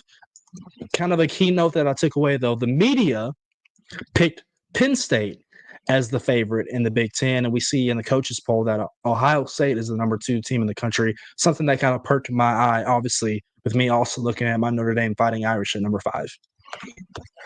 Yeah, something that kind of sticks out to me is just as a casual viewer of the whole country, I wouldn't expect South Carolina to be that high, and we kind of heard Joe talk about it a little earlier about Illinois. I wouldn't expect Illinois to be as high as they are right there at 12. So those two kind of stick out to me. I also wouldn't expect SMU to be up there at 16. And then we also talked about Indiana with Joe, Kansas State up there. But yeah, the SEC is dominating the preseason poll once again. And there's probably a good chance that we're going to see the national champion come out of the SEC or the Big Ten again this year. Yeah, absolutely. I will say, though, I think South Carolina is definitely deserving of this ranking. They almost snuck into the college football playoff last year, and they returned one of the best quarterbacks in the country in Lenora Sellers. So definitely, in my mind, keep an eye on the Gamecocks. Really quickly, we mentioned this note in our baseball chatter segment, but it's history. It's a historic day in Major League Baseball as Jen Powell, to make history, becomes the first female umpire in the big leagues. We mentioned that here in our chatter segment. She will umpire 3 games this weekend in Atlanta as the Marlins and the Braves do battle at Truist Park. She will umpire both ends of Saturday's doubleheader, and she will take the plate on Sunday in the series finale. We mentioned she steadily climbed up through the umpire ranks. Started her career in 2016 in rookie ball, reached the AAA level in 2023, and became the first female umpire at that level in 34 years.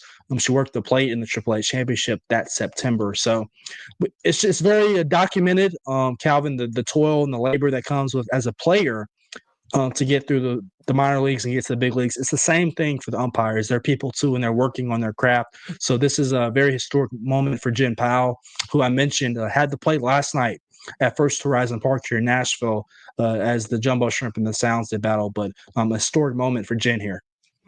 Yeah, and a lot of times we don't see women get opportunities like this in men's professional sports. So it kind of adds to kind of I don't know if it's a word, but the level of coolness that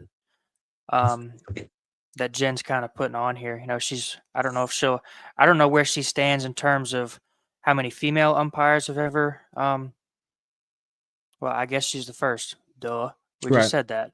She's gonna be the first female to ever umpire a major league game. So that's gonna be really cool. We saw. I always forget her name, but the woman that does the TV broadcast for the A's. She's I believe the only female TV broadcaster in Major League Play-by-play. Baseball. Yeah, play-by-play. So yeah, it's really cool to see women get these opportunities in men's professional sports, and whether she's a good umpire or bad umpire, she's gonna make history either way. Yeah, and I've had the opportunity to work with Jen here in Nashville really quickly as we butt up against the break. Very personable, very nice. So I've enjoyed working with her here at First Horizon Park in Nashville, and obviously wish her nothing but the best.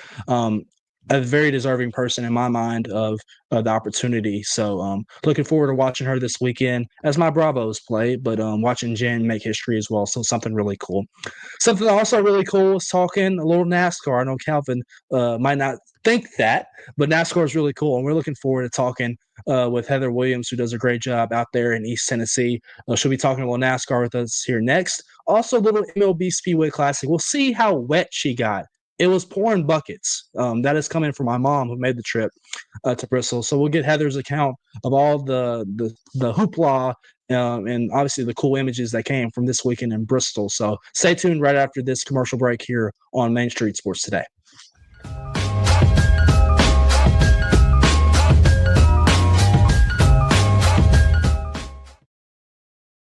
Deep in a forest at Nashville Zoo, new creatures here for you to view. Phantoms graced in black and white swing high in trees of dappled light. In rocky crags, tall and steep, small antelopes with nimble feet. A wise old man with beard of white, a sentry perched on stony height. Amidst it all, a hunter lies, with coat of gold and steely eyes. A new adventure just for you.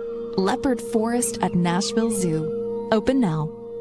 They walk among us, but at 240 miles per hour, they become something more.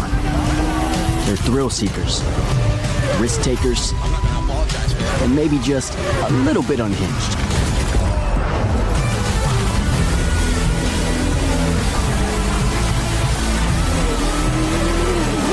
Buckle up.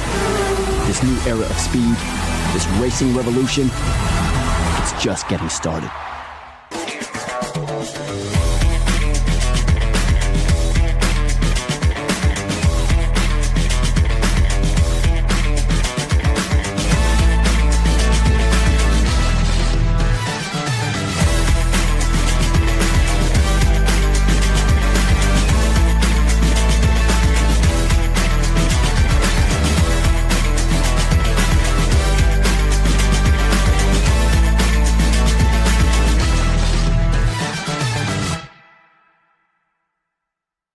Jones & Lang Sporting Goods here in Columbia has been outfitting teams, officials, and anybody else from T-ball to college for 50-plus years. Be sure and check them out at 931-388-8060 or online at jonesandlang.com. Jones & Lang Sporting Goods, the look of a winner.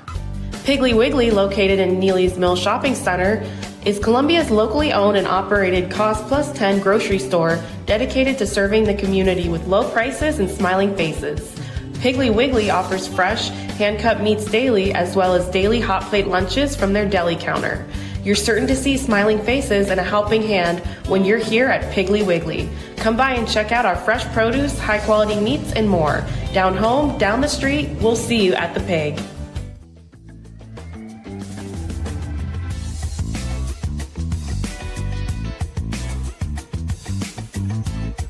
Welcome back into this wild and wacky edition of Main Street Sports Today. I'm David Wilson. That is Calvin White. I know we're not supposed to have favorites on this show, but I can admit that at least this is my favorite segment of Wednesday shows, where we welcome in Heather Williams of WCYB-TV out in Johnson City as we get to talk about Calvin's favorite subject, a little NASCAR. As he like to say, some left turns, but we'll have some left and right turns this weekend. So Calvin, get ready for that one. Heather, how are you doing?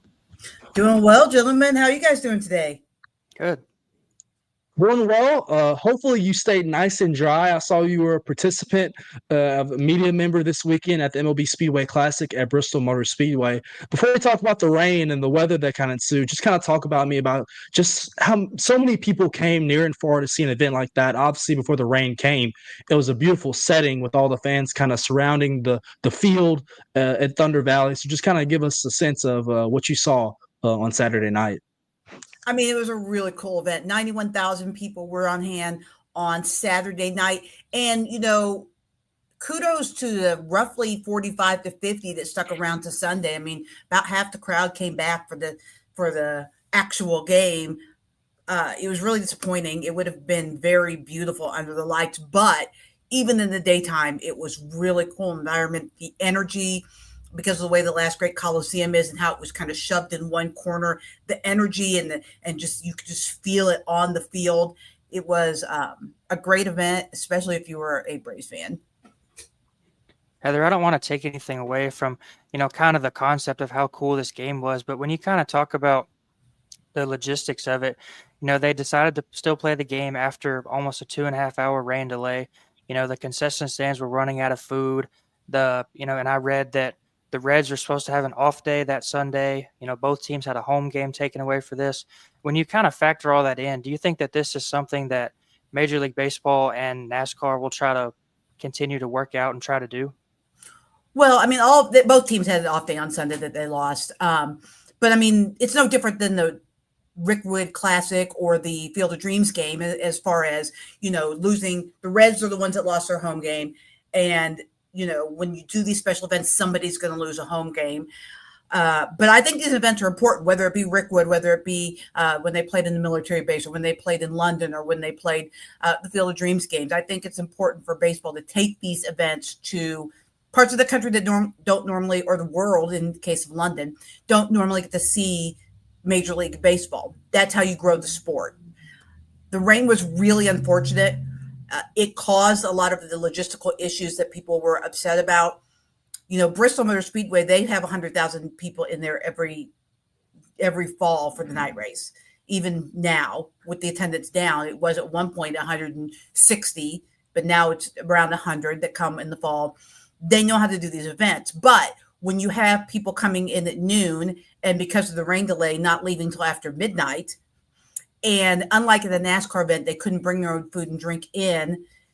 That's what caused, the food to run out. You don't have a unlimited amount of food in the concession stands. It's not, a bottomless pit. And when you played, or were there 3 hours longer than everybody thought they were going to be, that caused an issue.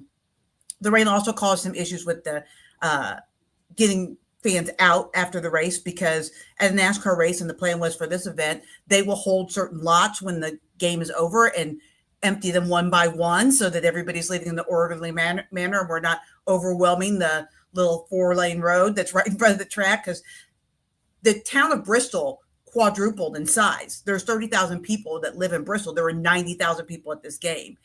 But they have this down to a science until it rained, and then none of the lots are held because the game's not over, and everybody rushes to the road all at once, and it causes gridlock. So, those are things that are very unfortunate, but I don't know how you avoid them.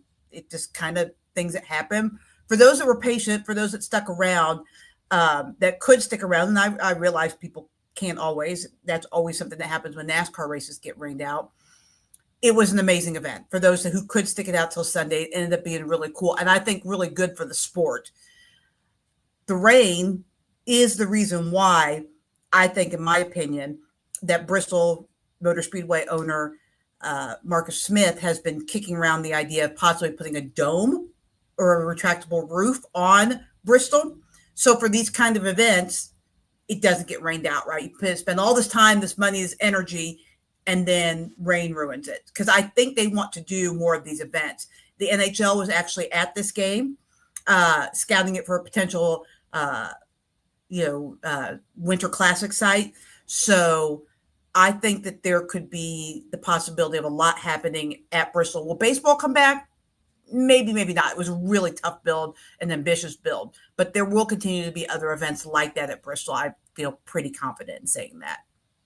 Yeah, Heather, was really unfortunate as a Braves fan. I've had a lot to bemoan this season, but was really looking forward to the pitching matchup between two Tennessee natives and Chase Burns from here in the Mid-State and Spencer Strider of CAK. So that sucks, but it was a great event. Obviously, I watched it on Sunday on Fox. Great event. Happy that my Braves won. That's about as much joy and Mo than Calvin and I have had this season. Kind of transitioning to NASCAR, it was a big weekend for William Byron. Picks up his second win of the season, first since the Daytona 500. Kind of hard to believe with all the speed that comes out of that 24 Chevrolet. It's kind of been a hard summer for him. He had 5 finishes this past summer, really, of 27th or worse, I believe. So a really big win for him as he tries to not only get some momentum for the playoffs, but try to chase down this regular season title. So a big win for him in Iowa this weekend, Heather. Yeah, and the win put him back into the regular season points lead. So very much, as you said, neither, because and every team goes through this, right? It's a long season. There's going to be one stretch where you're not going to be, hitting on all cylinders. And he's been in that, but they've been slowly kind of working their way out of that, running a little bit better, running a little bit more consistent. And they took advantage of the strategy that was there. They probably weren't the fastest car on Sunday. That was really probably Brad Keselowski or maybe a handful of others. I think the 12 of Blaney was pretty good too, but part of winning in NASCAR is the fastest car doesn't always win. You have to win and hit the strategy and, execute. And, Williams was able to do all 3 of those. Yeah, you mentioned Brad Keselowski. He had a really fast Ford Mustang this past weekend. Obviously, there's only 3 races to go before the NASCAR playoffs. Do you consider this past weekend maybe his best shot at winning a race? Obviously, with Watkins Glen coming up in Richmond and Daytona, those are some wild card races. We'll get into Watkins Glen specifically here in a minute. But Brad was really fast this weekend. I know he had to be disappointed with the amount of laps he led in the stages that he won, not being able to get to victory lane. Yes, but he's been around the sport long enough to know that that's kind of how it goes. I do think this is probably one of his best shots. This weekend at Watkins Glen will not be one of his best shots. He's not known as a road racer, but he is pretty good on the short tracks with Richmond, and he's really good on the super speedways at Daytona. So I think he feels like, logistically, he has 2 really good shots left to get a win. He could technically still point his way in, although he's pretty far back. Position-wise, he's in as good a position points-wise as he's been all year because they are running really well right now. I would expect him to be a pretty major player at Richmond. I think that that's really where that team's going to, push all their chips in to Richmond and try to get the win there because he is so good on the short tracks and he's not that great on the road courses. Yeah, we've talked, obviously, Heather, here on the show about the regular season points chase between the 3 Hendrick teammates and William Byron, Carl Larson, and Chase Elliott, and obviously Denny Hamlin hanging in there as well. There's been a lot of talk on NASCAR's social media, though, about just the playoff format, right? Mark Martin has kind of been in this, and there's been some back and forth. What do you feel like is best for the sport? I know this is kind of a personal question. There's been talks about, rewarding the regular season championship and continuing those standings into the playoffs and kind of going away from this, win and in type of format. What are your thoughts on particularly what's best for NASCAR? Well, first of all, I find all of the NASCAR discussion right now and kind of the nostalgia really amusing because I lived through all of that time, right? I lived through full season championships. I saw something today on X where people were calling the Gen 4 car the best generation of race car ever. And we are where we are for a reason. I don't think the point system is perfect now. The playoff system is not perfect. But the chase which evolved into the playoffs was designed because people hated the full season championship. They hated the fact that you could win a championship and only win 1 race. The year that really kind of broke the regular season, like the full season championship, was Matt Kenseth's championship year. He won 1 race. Ryan Newman, on the other hand, had like 7 poles and won 6 races or something, 10 poles, 6 races, something obscene. And people were like, how can our champion have 1/5 of the wins of another guy? And that's what created the chase for the championship. And then it's just evolved to several iterations to where we are now. So it's just amusing to me that now we want to go back to something that everybody universally hated. Like, I lived through that. And there wasn't really the kind of social media, but just talking to people, the outcry was pretty loud. So, and the Gen 4 car sucked. I mean, that generation car killed 5 or 6 drivers. Like, the reason we ended up where we are now is because we had to make cars safer so that people wouldn't die in race cars. So the nostalgia is great, and looking back on our heroes when we were children, or even before some people that are involved in this conversation were even born, it's great. And Mark Martin is one of the heroes of the sport. I do not want to take away anything from him. He's one of the smartest people in the sport. But we've evolved for a reason, and for some pretty good reasons in this sport. So I think we do need to fix the playoffs. Like, I don't think for NASCAR, a one race playoff works for a number of different reasons. Maybe a final round of 3 or 4 races where the best average or the most wins in that time wins a championship would probably be a better way to do this. But we have to keep pushing this sport forward. We can't push it back, because we moved in this direction for a reason. So that's kind of the long answer to your short question. I don't love the playoffs, but I like it better than the full season and what we had, or how we had it. I will add this. I know I'm kind of being windy here, but the thing about the full season championship that a lot of people either don't know or don't remember is we awarded points very differently back here, because people want to say, oh, well, if we were going full season championship, Denny Hamlin would have a championship, or Joey Logano, or whoever. But we gave out, gosh, I'm trying to remember, because it's been 20 plus years, like 197 points a race or something like that. Just obscene amount of points that you can get in one race. The most you can get now is like 64. So just the whole way that we did things was completely different than it is now. It would not be the same.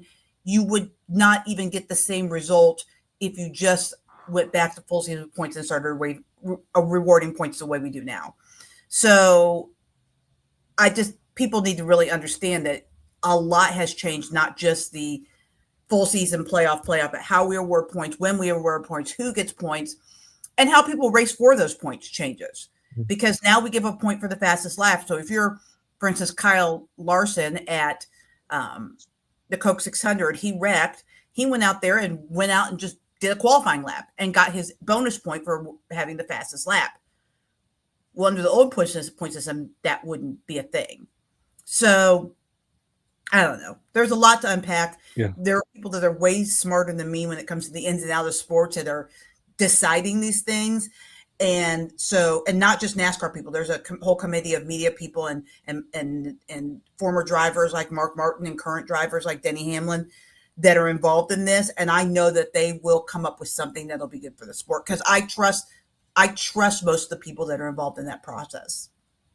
Yeah, I remember Heather growing up. For me, you used to get a bonus point for leading a lap. Used to get a bonus point for leading the most laps. So obviously, as you mentioned, it's changed. Heather Williams from WCYB Sports joining us here on Main Street Sports today. We have to ask, as we transition to Watkins Glen this weekend for some left and right turns up in New York. Obviously, a road course, so we would think SVG is going to make some noise potentially this weekend. Some other guys that you're potentially keeping your eye on. Obviously, this is one of those kind of wild card races here in NASCAR that could potentially get in victory lane this weekend.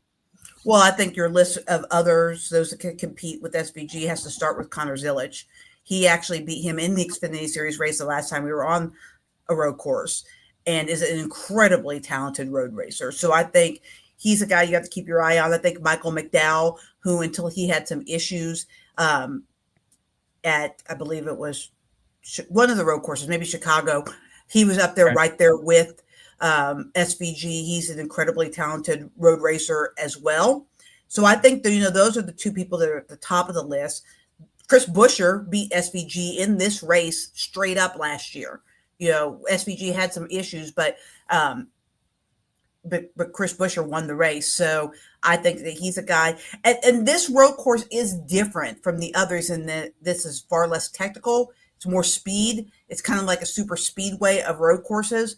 So guys don't necessarily have to be good road course racers to be good at Watkins Glen, because it's not so much hitting your marks and finding a rhythm. Like, you can quote unquote blow a corner a little bit and still be all right at Watkins Glen. So SVG is always the favorite when we're making left and right hand turns, but there are some other people that I think can compete with him here that probably couldn't compete with him at other places.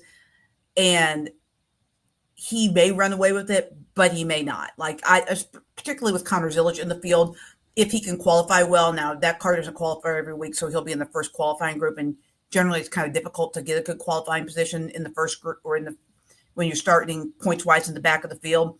But I think, if he can get himself in a position to where he's within distance of SVG, I think he can really challenge him. Yeah, I'm glad you mentioned him, Heather. Obviously, those two put on a show in Sonoma in the Xfinity race. So hopefully we get a taste of that this weekend as the NASCAR Cup Series heads out to Watkins Glen. That is Heather Williams of WCYB Sports. Kind enough to join us here on this Wild and Wacky Wednesday edition of Main Street Sports Today. Heather, thank you always for the time. Looking forward to talking to you next week. Sounds good, gentlemen. Thanks for having me. Thank you. All right. Thank you. That is Heather Williams once again joining us here on this Wild and Wacky Wednesday edition of Main Street Sports Today. We're entering the final segment of today's show, and it's time for Calvin's favorite portion, where he gets and combs together the wildest and wacky stories from across the globe and shares them with us for my, pleasure. Looking forward to seeing that. So stay tuned right here on Main Street Sports Today. We're entering the final segment next.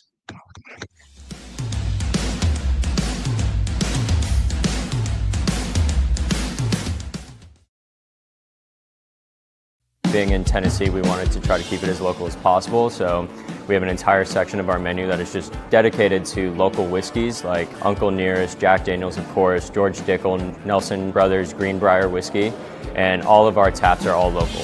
From 2 o'clock until midnight, we've got food every day for you guys. A good handful of appetizers, some entrees, and a couple salads and things like that. My name is Ethan Kanata. Please come down and see us at the Pick Lobby Bar here at the Omni in Nashville. At Delta Dental of Tennessee, we know our success begins and ends with providing superior quality service, and that includes serving those who need it most. This year, we're celebrating 25 years of giving back to the community we call home. Delta Dental, along with our Smile 180 Foundation, supports Tennessee's dental colleges and oral health education, children's hospitals, free and reduced cost dental clinics, and other like-minded charities. Here's to the next 25 plus years of ensuring healthy smiles. There's a line that links us all. Most of the time, we don't even think about it. But it's everywhere. Illuminating our neighborhoods, empowering our businesses, and helping us to recharge. Whether it comes from our grids, the sun, or a kind heart, we believe in the power of good energy. And as your family and region continue to grow, you can trust that we'll always be there for you. Middle Tennessee Electric, bringing good energy.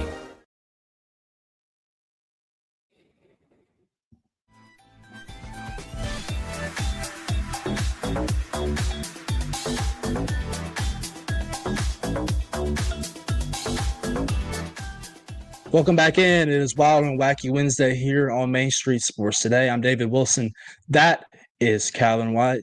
Wrapping up today's show. Been a good show with a lot of content from college football with Joe REXRODE breaking down the Big Ten as we head into the college football season. Just got done with Heather Williams from East Tennessee as she broke down the MLB Speedway Classic this past weekend at Bristol Motor Speedway and talked a little NASCAR as William Byron picked up his second win of the season this past week in Iowa, and as they head to the twists and turns of Watkins Glen International Speedway this weekend and Watkins Glen, New York. Without further ado, it is time for our wildest and wacky segment of the week as Calvin walks us through that. So Calvin, I turn it over to you. I know you thoroughly gathered and researched the web for the wildest and the wackiest stories from across the globe. So without further ado, here you go, buddy. Yeah, I've got some good ones lined up for us today, hopefully. We're going to start with this first one. Hot dog spill shuts down highway in Pennsylvania commuters' worst WURST nightmare. So this truck full of hot dogs flipped over on the interstate. It says 4 people required medical attention for non-life-threatening injuries, and they used a front-end loader to load all of these loose hot dogs into a dump truck. So I guess my first comment and reaction is how many people stopped and took the hot dogs and loaded them up? That would be my first inclination if I saw free food that was like packaged and not destroyed on the side of the road. I know that's bad, but my first thought would be to take the free food. Yeah, those the undamaged boxes were probably potentially a hot commodity, but I couldn't imagine that all the loose wieners they had out there were getting scooped up by a lot of people. That's interesting. I've seen obviously big chunks of debris running down the interstate or the road. You see it all the time with a tire carcass, things of that nature. I don't know if I'm driving down the road before obviously the emergency vehicles and the police could get here, and I see a whole bunch of boxes, and as you kind of see on this picture, spread across the road. My first reaction, is it a stop? Is it a just keep going and drive to the side like this red car is doing here? That kind of makes me think a little bit, but to learn that it was a bunch of hot dogs just sitting on the road, that these construction workers and have caused this bumper to bumper traffic, to say the least, that's very wacky and wild in my mind. Yeah, so it only gets wackier from here. We're going to move on to this next story. The headline reads, "Massive 22-inch rat removed from home in England." Mark, if we can put this picture up here, that is the biggest. It's not a rat. It's not a rat. That's some other kind of creature. It's got to be. That's got to be like a raccoon or something. What was it eating on? And you said this was wild. Where was it located? England, I think. No, what part of the house? Where was it found? Oh, I didn't get that far. It just says it was removed. Okay. Keep going. It was removed from the house? It just says it was removed from a home. Okay, are we sure this is not somebody's pet? Like, it's not going to get that big, and it's not obviously hiding anywhere in your house feeding that big. I mean, good grief. No, I don't think that thing's hiding anywhere and not getting noticed by somebody. It's not small enough to hide. I would see that thing hiding anywhere. You talk to somebody that when they see spiders or a bug inside the house, I throw my shoe at it and stomp it. I don't know how I'll react if I just saw that thing sitting in my living room at some point. I probably run the other way and call for some help, obviously. But wow, that thing is massive. So I guess that they take cleanliness maybe over there differently across the pond than we do. I like to think that my house is obviously somewhat sanitary and clean and vacuumed. I don't know if we have vermin, I'll say, of that kind running around the house of that variety. So if you found one of those like that, I wonder how many other creatures that I still don't know if that's not a rat. I'll argue that to the end of time. That thing's like Master Splinter from the Ninja Turtles. I mean, goodness gracious. That's huge. How does that even get in? How does that even get in the house without you seeing it? I mean, I guess that makes sense. Like, it started off small and then somehow it found your food. But goodness, like, that thing had to be living there for a while I don't know. I would need more context to the story, Calvin. But that's a big infestation right there. Yeah, so we're gonna jump off the giant rat and we're gonna move to something that's kind of funny because no one ended up getting hurt. But the Seattle Kraken were out doing a content shoot and they were fishing in Alaska. And Mark, if we can pull up this screenshot, they had someone in the mascot costume and he ended up getting chased by this bear. Not like full on chased where it was like trying to attack him, but just enough to kind of give him a scare and make it to where the Kraken kind of had to move their content shoot a little bit more downriver. You know what? I'm going to sympathize with the bear here. I mean, that is his home. That is his part of nature and wildlife. If I saw a creature, if I'm the bear like that, I would be trying to scare it off as well. Obviously, the Kraken are obviously trying to play to their base, being there in the Great Pacific Northwest. A lot of open forestry out there as well. So they went up to Alaska to get this, as you kind of mentioned. But I can sympathize with the bear if I saw a creature like that. Maybe, trying to take my fish, my food, my dinner for the night, that I might try to scare it off. I don't know if it's particularly it matters that the person was in a Kraken suit, but I guess it makes it funny nonetheless. I'm glad that, as you mentioned, nobody got hurt in the shooting of the production video, but it would make a nice blooper reel, to say the least, to see the person in the mascot costume potentially running away from a pretty good sized looking bear right there. Yeah, the whoever was in the costume is probably lucky that the people that were there with him did not see his reaction when he turned around and saw that bear running toward him. Right. I can understand that. I mean, I applaud these not only NHL creative teams, but creative teams across the landscape of sports, right? Trying to shoot different content, and just kind of be creative and get people's ears and eyes perked. I mean, we saw what the Predators have done the last couple of years. Excuse me, sorry. The Titans have done the last couple of years with their NFL schedule release on Broadway, and the kind of the clicks in the eyes that's been on that with Broadway patrons trying to name the mascots of the Titans schedule. But they put themselves in a little danger here, nonetheless, going out into nature in a costume like that to get chased by a bear. Yeah, but luckily everybody came out of that unscathed. This next one we're going to move on to is a little bit wacky, if you could say. I guess that's the point, but also kind of funny. A sea lion escaped from the ocean, and they found him wandering in the middle of the road in California. So they had the fire department and some EMS folks go out there and kind of guide this sea lion out of the road. And then I saw another picture when they got him out of the road. I guess he had been out of the ocean for a while, so they went and sat him in front of a sprinkler and kind of let the water hit him, kind of rehydrate him a little bit. I think this is a feel-good story. I like this story. I think this is good for human nature. Unlike the bear, I would be very sympathetic in trying to help this. You said seal, correct? Sea lion. Sea lion, correct.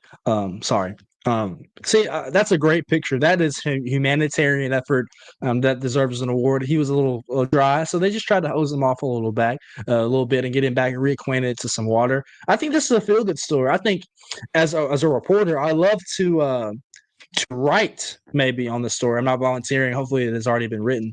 But, if this happened in a Clarksville area, which it probably wouldn't, obviously, with no sea around us, but we lived in the state of California, I'd write that story. That'd be a really feel-good story right there. Says officers, firefighters, and community members use shields, a litter basket, and cardboard to safely corral and encourage the sea lion over to Point San Pedro Bay Park. So it was kind of a team effort to get this little guy out of the road and over to the sprinkler and eventually back into the ocean. Full team effort. Obviously, that's sea lion made friends for life. Look at him. He's just chilling. He's just vibing. So props to all the people that got him back to where he needed to be. But I like that one. That one's one of the top ones on the list so far of the ones you've done the last 2 weeks. So bravo to you for finding that. And like I said, I'm gonna go Google that here after the end of the show and just read that news story that somebody wrote. I bet you could get a nice feature from maybe one of those police officers or the person who helped guide it back to where it needed to be. Absolutely. And this next one is kind of up both of our alleys. This giant baseball that has been making its way around minor league parks across the country, it broke the world record for a number of signatures on a piece of sports memorabilia. Supposedly, it has 6,750 different signatures on this giant baseball. Yeah, I think that's I didn't know that. So thank you for sharing that one too. I think that's really cool. And my first, I guess, question is when is it coming to the mid-state and when can I put my signature on it? That seems like something that is a very unique idea. Obviously, this kid is getting to put his name on the top of the ball thanks to some assistance from probably dad right there. So that's really cool. Very unique as well, as I kind of mentioned. So I guess I feel kind of left out of this equation of my love for baseball, working in it here. That I would like to put my signature, maybe right snap dab in the middle for all to see, and yeah, that's awesome. I don't consider that wild and wacky, but that's great. I'm glad you shared that for sure for putting it in this segment. The wieners just abandoned on the highway, and that's wild and wacky. The last two have been really good though. Featurey stories. It says the baseball's journey started June 24th at Victory Field, home of the Indianapolis Indians, and visited 15 ballparks before arriving at its final stop at the MLB flagship store in New York on Tuesday. So it doesn't appear that this ball will be making its appearance at First Horizon Park. And that's my question: is Nashville's on a, and maybe it has, but I feel like I would know. I would know, considering I semi worked there. I would know if it was at the ballpark. And why is Nashville not one of the destinations? Louisville and Indianapolis are not that far off the road. It could have went from Indianapolis to Louisville to Nashville. Boom, boom, boom. We're ready to go. David gets to put his signature on it, and we're good to go. So missed opportunity by whoever picked the destinations if Nashville was not on the list. Shame on you. It says the previous record for number of signatures on a piece of sports memorabilia was 2,146. So this baseball beat the world record by about 4,500 signatures. Goodness gracious. Yeah, but real quick before we get out of here, moving into our last Wild and Wacky story on Wild and Wacky Wednesday, kind of piggybacking off of our turtle story from last week. This one's a little bit more wacky. So this 5-foot water monitor lizard escaped from this person's home, and is that a pet? It can't be no pet. It's a pet. That thing is huge. This person had this pet illegally. The lizard escaped the home. Makes sense. And they chased it over 2 states. So they found it 2 states over after they finally caught it. It said it took a little over 2 weeks to catch it. Okay, I want you to. Mark is doing a great job having this displayed. You can't zoom in, but you see the claws on that thing? The hands. Huge. They're huge. Why would I want this thing in my home as a pet? Like, no, I'm good on that. Hopefully this person, as they chased this thing across state lines, ran into some legal trouble for having it, by the way. I think, that's not a cute pet. I'm sorry. Look at the hands on that thing. I'll pass. Thank you very much. Yeah, I bet him and the 22-inch rat would get along if they put those two in the same room. Yeah, somebody's gonna end up dead out of that equation. I don't know which one though, considering the size of both those things. But hats tip to you, Calvin. Really nice work. Gathering. This isn't the same rat though. The other one was way bigger. But that's another view of it. Oh, okay. This is our 22-inch rat. That doesn't look as scary as the other picture. Yeah. The other one, I don't know what kind of beast or vermin that was, but nonetheless, I think the lizard could handle that thing. Yeah, for sure. Nice work to Calvin, gathering up the wildest and wackiest content here on Wild and Wacky Wednesday here on Main Street Sports Today. That'll do it as we kind of wind down here, and I wait for that clock to hit 4 o'clock. Thank you guys for joining in. Some great content, obviously. Thanks to Joe REXRODE Athletic and Heather Williams, as always, for stopping by. It'll be myself and Mo Patton tomorrow on Throwback Thursday here on Main Street Sports Today. Thanks again for Calvin for joining us here today and helping out as we look forward to being with you guys here every Wednesday for the foreseeable future here on Main Street Sports Today. Get down to First Horizon Park. It is winning Wednesday. Fans get to run the bases this afternoon at the Sounds and get it done. So appreciate you being on board, Calvin. It was good to do it. I'm looking forward to next week's episodes already. All right. See y'all then. Have a good one, y'all.